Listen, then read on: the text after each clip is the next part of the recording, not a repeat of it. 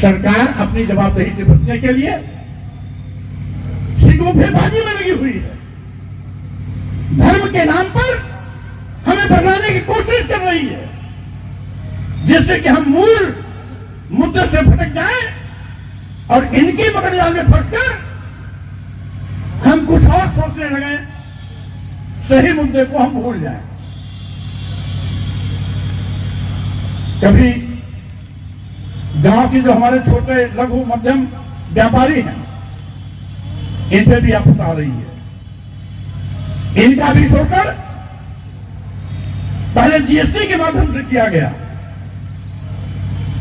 अब जीएसटी से संबंधित सारे मामले को ईडी को सौंपकर ग्रामीण क्षेत्र के व्यापारियों की भी कमर तोड़ने की पूरी तैयारी हो चुकी है। अब माननीय प्रधानमंत्री की नजर में तो केवल एक दो व्यापारी काफी हैं, अदानी और अंबानी, और व्यापारी क्या करेंगे? अब तो शहरों में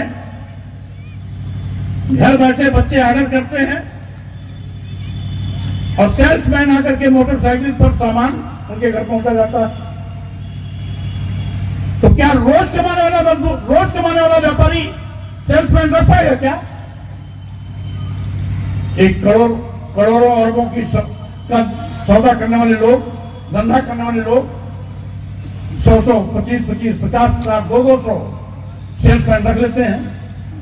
लेकिन जो रोजमर्रा का व्यापारी है, तहसील का व्यापारी है, ब्लॉक का व्यापारी है, या मुख्यालय का व्यापारी है, छोटे शहरों का व्यापारी है, अब उसके यहां ग्राहक आना ही बंद हो जाएगा तो मरेगा नहीं तो क्या करेगा? ये सरकार को चिंता है केवल अदानी और अंबानी।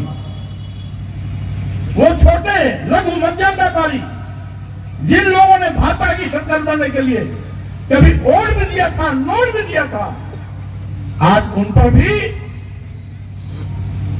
आफत टूटने वाली है। उनका भी कारोबार खत्म होने की हालत में जा रहा है। कानपुर, लखनऊ, इलाहाबाद जैसे बड़े शहरों में छोटे व्यापारी अभी से सरकार को कोसना शुरू कर दिए, क्योंकि बड़े शहरों में सेल्समैन के माध्यम से घर बैठे सामान भेजने की पता जगह चल गई। और जब सेल्समैन घर पहुंचाएगा सामान तो छोटे दुकानदारों के यहां ग्राहक अपने आप आना जाना कर देंगे बंद। यही नहीं, आगे ये सरकार अपनी विफलताओं को छिपाने के लिए, असफलताओं पर पर्दा डालने के लिए, साथियों आज धर्म का नाम लेकर देश की जनता को गुमराह करना चाहती है। ये पहली विफलतम सरकार है जिसने देश को बेचने का पाप किया, देश बेचना शुरू कर दिया। आप जानते हैं देश के सभी बंदरगाह भेज दिए गए, सभी एयरपोर्ट भेज दिए गए, एयर इंडिया भेज दिया गया। देश के सर्वोच्च पद पर आसीन होने के बावजूद भी राष्ट्रपति के रूप में द्रौपदी मुर्मू जी को दिल्ली के जगन्नाथ मंदिर में प्रवेश इसलिए नहीं करने दिया जाता क्योंकि वह आदिवासी समाज में पैदा हुआ। इसके पहले राष्ट्रपति रामनाथ कोविंद जी थे, राजस्थान पुष्कर के ब्रह्मा मंदिर में उनको इसलिए नहीं जाने दिया क्योंकि वो दलित समाज के थे। हमें याद है रामनाथ यादव जब मुख्यमंत्री बने तो उनके लिए भी नाराज किया गया, कुर्सी छोड़ो, रामनाथ यादव के भी लिए नाराज दिया, कुर्सी छोड़ो, आजमगढ़ जाओ, भैंस चढ़ाओ। तो ठाकुर ने भी कहा गया कुर्सी छोड़ो, उस दूल्हा पकड़ो, बाल बनाओ। आखिर क्या ऐसा? अखिलेश यादव जी मुख्यमंत्री थे 2017 में, यही भाजपा के लोगों ने तात्कालिक मुख्यमंत्री आवास को पहले गोमूत्र से धुलवाया, उसके बाद गंगा जल से धुलवाया। क्या कारण है?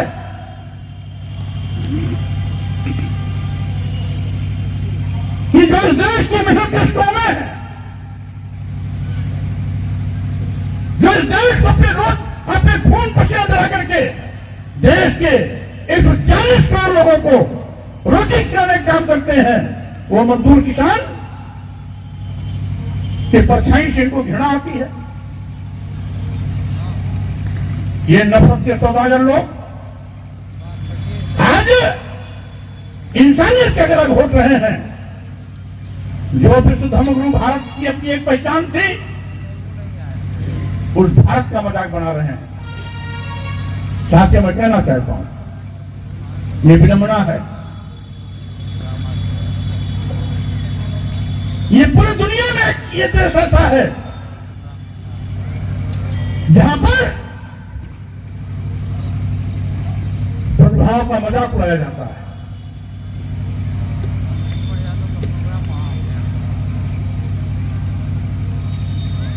अभी कल एक टीवी डिबेट में मैंने देखा, सुना, एक कोई संत जी थे, कह रहे थे कि पूरी दुनिया में भारत एक ऐसा देश है जहां पत्थरों में प्राण प्रतिष्ठा किया जाता है।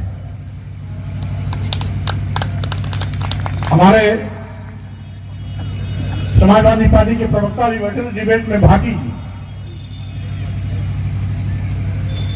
उन्होंने कहा, संत जी तो अच्छा है, अपने परिवार में मरने वाले लोगों की जो लाशें होती हैं उसमें भी प्राण प्रतिष्ठा कर दो, हमेशा जिंदा रहा करेंगे, कभी मरने ही नहीं, अमर हो जाएंगे। तो अगर प्राण प्रतिष्ठा करने से पत्थर सजीव हो जाता है, प्राण प्रतिष्ठा करने से तो मुर्दा क्यों नहीं चल सकता है? ये सोच है। यहां पर पाखंड है, ढोंग है, आडंबर है। और वैसे भी जो खुद भगवान है, जो सबका कल्याण करता है, हम इंसान की क्या हैसियत कि उसको हम प्राण प्रतिष्ठा करें? इसका मतलब है हम भगवान के अस्तित्व को भी नकार रहे हैं। प्राण प्रतिष्ठा करने वाले लोग अपने को भगवान से बड़ा साबित करने में लगे हुए हैं कि प्राण प्रतिष्ठा करने वाला वो भगवान से बड़ा है, क्योंकि भगवान के अंदर जीवन वो दे रहा है। अरे भाई, भगवान राम को हजारों साल से पूजे जा रहे हैं, उस अयोध्या में हजारों साल से पूजे जा रहे हैं, करोड़ों लोग उनके समर्थक हैं, अनुयायी हैं, भक्त हैं, उनको आराध्य मानते हैं। तो जिसकी पूजा करोड़ों हजारों साल से हो रही हो, उसके अंदर नया प्राण प्रतिष्ठा करने का औचित्य क्या है? इसलिए साथियों, आज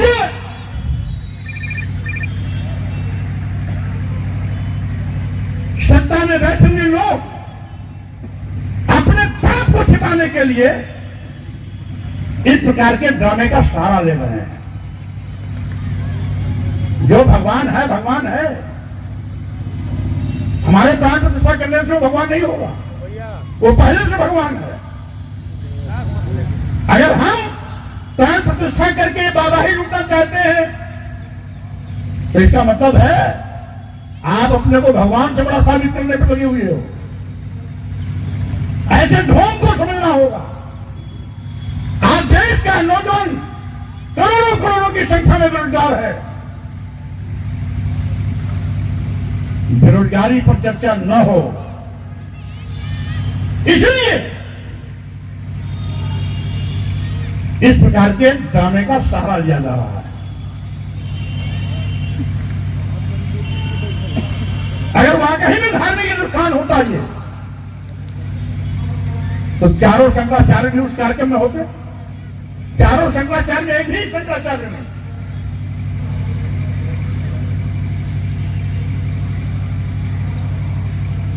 और देश की राष्ट्रपति भी आमंत्रित होने के बाद भी यहां नहीं आई, इसलिए कि दिल्ली के जगन्नाथ मंदिर में वो अपमान के कड़वे घूट अभी भूल नहीं पाई, फिर अपमानित न होना पड़ा, इसलिए उन्होंने अपने इज्जत का ध्यान रखते हुए अयोध्या नहीं आई। आज पिताजी अयोध्या जाएंगे रामलला का दर्शन करने आप? देखिए, अब तो कभी कोई भी जा सकता है, क्योंकि कल जो भी कार्यक्रम हुआ वो भारतीय जनता पार्टी का निजी कार्यक्रम था, इसीलिए सभी राजनीतिक पार्टी के नेताओं ने उससे दूरी बनाई थी। अब तो आम जनता भी जा सकती है और अन्य सभी लोग जा सकते हैं, तो कोई रोक टोक भी नहीं। स्वामी जी अभी आपने कहा एक कि पत्थर में लोग प्राण प्रतिष्ठा कर देते हैं, ये क्या था? जो भगवान के रूप में स्थापित है और भगवान सबका भला करता है, सबका कल्याण करता है, उसके अंदर हम प्राण प्रतिष्ठा करने वाले कौन है? कल के कार्यक्रम को किस तरह से देखते हैं? वो भारतीय जनता पार्टी का केवल राजनीतिक ड्रामा था, इसके सिवाय कुछ नहीं था। अगर वो धार्मिक अनुष्ठान होता तो चारों शंकराचार्य में कोई न कोई शंकराचार्य वहां होता। भारतीय जनता पार्टी, विश्व हिंदू परिषद, आरएसएस के अलावा अन्य राजनीतिक पार्टी के लोग भी होते। इसका मतलब है वो निहायत रूप से भारतीय जनता पार्टी कार्यक्रम था, केवल मोदी जी के लिए आयोजित किया गया था, भगवान रामलला की नहीं, भगवान रामलला के लिए कार्यक्रम आयोजित नहीं था। मूर्ति और क्योंकि भगवान रामलला तो पहले से ही वहां स्थापित हैं, हजारों साल से पूजे जा रहे हैं, करोड़ों लोग उनको आराध्य मानते हैं। तो जो करोड़ों लोग पहले से उनको आराध्य मानते हैं, तो उनके अंदर प्राण प्रतिष्ठा करने का औचित्य क्या?